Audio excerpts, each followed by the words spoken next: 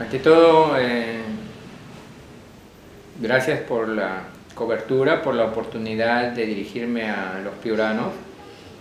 Creo que después de haber cumplido un año de labor titánica acá en la prefectura como representante del presidente, con los recursos limitados porque nosotros no tenemos un presupuesto ejecutor, debo decirle lo siguiente: hay personas que, a pesar de que ha pasado un año de las justas electorales, todavía sienten el dolor en el ojo de haberles ganado la campaña electoral de manera limpia y de manera clara y contundente. Piura es un sector que eminentemente se caracterizaba por ser fujimorista. Las elecciones últimas fueron un vuelco, porque no es solamente el patrimonio de PPK el que triunfó, sino de todas las fuerzas políticas que estuvieron tras la propuesta del presidente Pedro Pablo y que se identifican con la democracia para hacer lo que hicieron, dar por ganador a nuestro presidente. Pero ha pasado más de un año y hemos tenido una obstrucción cerrada del Congreso, de la mayoría del Congreso. Nos han llevado a la banca a un ministro de Educación, el primero, nos han llevado a la banca a un ministro de Transporte, pretenden llevar a la banca al ministro del Interior y ahora vienen con que quieren interpelar al ministro de Agricultura. Eso, ¿cómo se llama en política? Obstruccionismo. Eso se llama no dejar trabajar. Eso se llama no tener una idea de Estado y de país. No tener visión de país, sino cumplir con lo que me conviene a mí políticamente, pensando que el 2011 lo puedo ganar. Y ese, el 2021. Ese es el trasfondo político de todo lo que el fujimorismo está haciendo actualmente. Claro, porque en este caso, quienes han brindado la idea, ¿no?, de la interpelación y tal, mucho más allá de que una interpelación sea la solución o no a los problemas, ha sido, bueno, efectivamente la congresista Carla Schaeffer y el congresista Ceballos, ¿no?, de Frente Amplio. O sea, en esta parte hay dos bancadas. Usted se dirige, entiendo, a estas dos personas, ¿no? Yo me dirijo a la bancada mayoritaria del Congreso. Hay una congresista nieta de un hacendado que piensa que los piuranos seguimos siendo cholitos. Ya no lo somos, estamos en el 2017.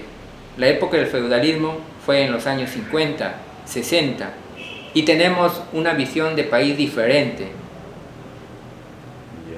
Los profesionales emergentes y nuevos que han salido de lo más bajo de nuestra tierra, de las zonas de extrema pobreza y de los estratos intermedios que hoy dirigen el país, tienen una visión diferente de lo que debe ser nuestro país. No estamos pensando como los viejos gamonales de los años 50 y 60. Se refiere a la congresista Schaeffer, ¿no? Usted lo ha dicho. Y creen que nos pueden tratar como cholitos. La reconstrucción en Piura va. Nuestro presidente ha dicho que el objetivo principal de la reconstrucción con cambio son las personas. Y lo que estamos haciendo al limpiar el río y encauzar el río Piura es proteger a las personas frente a un posible evento del Niño que pueda venir después de diciembre, enero. Esa es la principal misión. Que la hagamos más o menos cara, eso lo determinarán los especialistas, pero que tiene que limpiarse, el río tiene que limpiarse, el río Chira, el río Piura, el río Sarumía, el río Tumbes, todos los ríos y quebradas del país tienen que limpiarse para que cuando vengan las avenidas de agua, la población no sufra lo que hemos sufrido en carne propia, los piuranos el día 27 de marzo. Claro, pero y a pesar de todas estas, bueno, en un primer momento, recomendaciones técnicas, ¿no?, del CIP, ¿no?, el Colegio de Ingenieros, la UDEP, la Universidad Nacional, y con todo lo que se ha devenido ahora, ¿no?, por noticias, ¿no?, que han salido, de que es muy cara, se cuestiona los precios, de que la descolmatación en sí no es una solución al problema ¿Usted cómo toma estas críticas a todas las personas que están a favor, ¿no? Usted es una de ellas, ¿no? De la desforestación.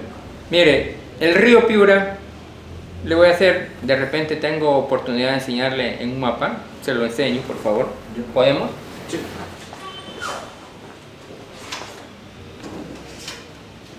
Más allá de eso, después del 27 de marzo, ¿no? Que fue uno de los días más importantes y bueno, trágicos, ¿no? de la historia de Piura, ¿cómo ha visto las gestiones de reconstrucción? ¿Cuál es el balance que usted hace? ¿Qué se debe mejorar? ¿En qué se ha avanzado? Creo que después del 27 de marzo hay un valor fundamental que se convierte en un bien. Hay un valor fundamental que los piuranos debemos rescatar, que es el tema de la solidaridad. Nunca en mi vida vi tanta muestra de solidaridad espontánea, porque fue espontánea, de la gente hacia sus semejantes. Y como autoridad también me tocó vivir las vicisitudes, porque estuve a punto de ahogarme junto con mi jefe de prensa en la quebrada de Pacha. El 25 yo fracasé en Pacha, el río se llevó a mi camioneta nueva. Y esa agua que a mí me ¿Era su camioneta o de la prefectura? No, era personal. Personal. La prefectura no me da para eso. Esa agua llegó el 27 y reventó a Piura, con todas las consecuencias trágicas que conocemos. Y cuando yo llego a Piura vía terrestre, porque me vine por tierra, no en helicóptero, me vine en tierra, y la gente me preguntaba que qué hacía porque se iba a desbordar, que decían que venía una super creciente más abajo.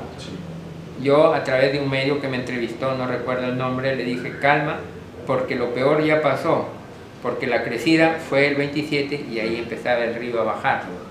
Porque después y dejó de llover, porque después de 24 horas las quebradas bajan. Sí.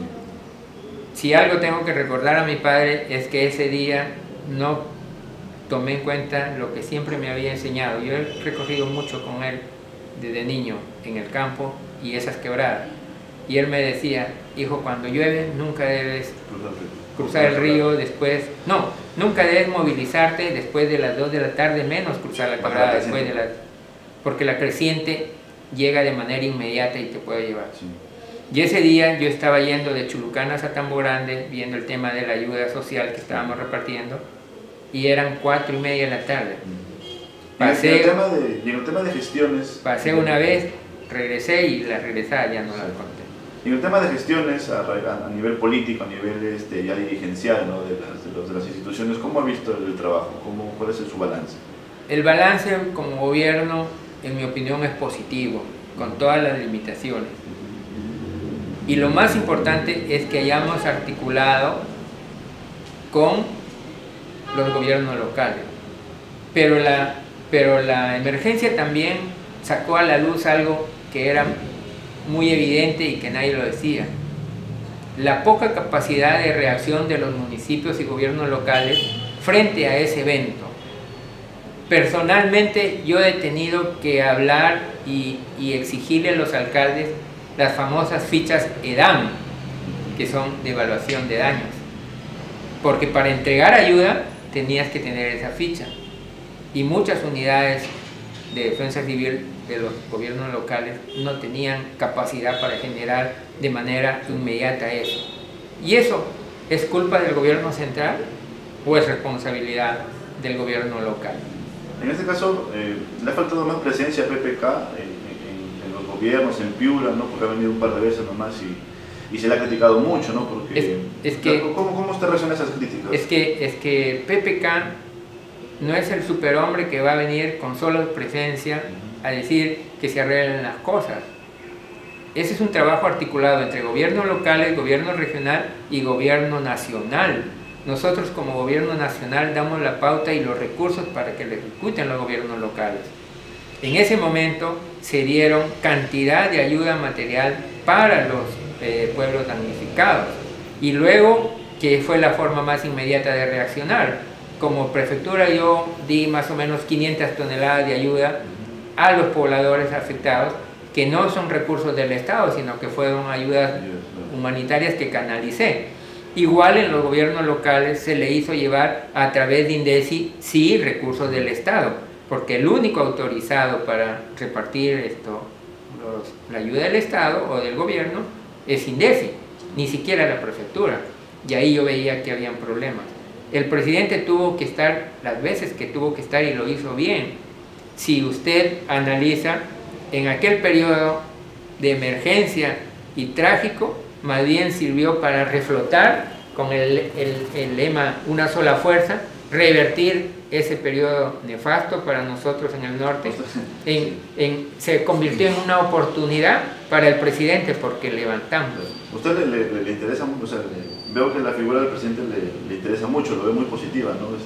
Sí. ¿Es un modelo a seguir para usted, el presidente Sí, del PPK? Si yo no tuviese esa admiración por el presidente, no sería su hombre de confianza en Piura, no estaría el presidente chiquito, ¿no? Que siempre me dijo en su primera entrevista que me Claro, tengo que estar totalmente convencido que es un modelo a seguir para yo estar acá. Una opción de gobierno que pocos veían y que aún con esa adversidad de recursos, en aquella época casi todos los alcaldes estaban alineados a la mecánica naranja y eran solamente rescato el de La Matanza, que dijo yo voy a apostar por PPK, y lo hizo de principio a fin. Después todos los otros alcaldes y gobernantes locales miraban para el otro lado cuando nosotros conversábamos con ellos. ¿Usted tiene aspiraciones políticas luego de esta gestión? Luego de ser prefecto, ¿usted piensa... bueno, es su primer cargo político, tengo entendido, ¿no? Es mi primer cargo público político, pero yo estoy en política desde los 12 años, yo estoy en San Miguel. Pero luego, o sea, no sé, postular a una alcaldía, al gobierno regional, ¿tiene aspiraciones políticas? El tiempo lo dirá, pero como político no te puedo decir que voy a guardar mis emociones y mis aspiraciones. Porque se le ve, por ejemplo, en todos los eventos oficiales, está ahí, ¿no? Y la gente se pregunta, ¿no? La figura del prefecto está presente, ¿no? en los actos oficiales. He querido dar un antes y un después en mi gestión. O sea, yo no quiero que se me recuerde como un muñequito de torta que lo ponen ahí como decoración. Quiero trascender con algo que yo haga y que quede en recuerdo de la población porque le ha servido para algo. Articular el tema de seguridad ciudadana en el COPROSEC, en el CODISEC, en el Consejo Regional de Seguridad, y hacer de que nuestros subprefectos distritales no sean entes decorativos, que también activen a través de sus localidades. Quiero trascender en eso, y para responderte, un político nunca deja de ser político. Claro. No, pero pensaba, de repente, ¿tiene alguna idea de repente a postular a la alcaldía provincial, o de repente ser congresista, o postular al, no sé, al gobierno regional? O sea, puede hacerlo, no sé. El tiempo lo dirá. El tiempo lo dirá. Pero parece que sí está por ahí, ¿no? Pero bueno, un poco también hablando del tema de, bueno, ya hemos resumido un poco el tema de la interpelación posible, del tema de la gestión de PPK, su admiración también por PPK, me dice, así como lo admira PPK, ¿qué debería mejorar el presidente? El presidente tiene que mejorar un poco la comunicación, se lo digo con sinceridad, sin faltarle el respeto a la envergadura del presidente, porque el presidente viene de las canteras de ser un técnico de alto nivel, y los técnicos por lo general ven las cosas 2 más 2 son 4, no ven más allá, y ahora como político él recién ha encontrado un espacio tan grande que es la política, y eso significa tener canales de comunicación adecuadas. Yo siempre le digo, o sea, en efecto, sus voceros, sus paraguas, sus defensores, sus hombres de choque político. Yo le digo mucho, yo le digo mucho a las personas, ¿qué hace la gallina cuando pone huevos? Cacarea, para saber que ha puesto un huevo. Nosotros hemos hecho a través de un año muchas cosas buenas y no las hemos difundido, o no hemos tenido el canal adecuado para difundirlas. Y piensa la gente que no hemos hecho nada. Hemos hecho muchas grandes obras, muchas grandes cosas como país, y eso no ha tenido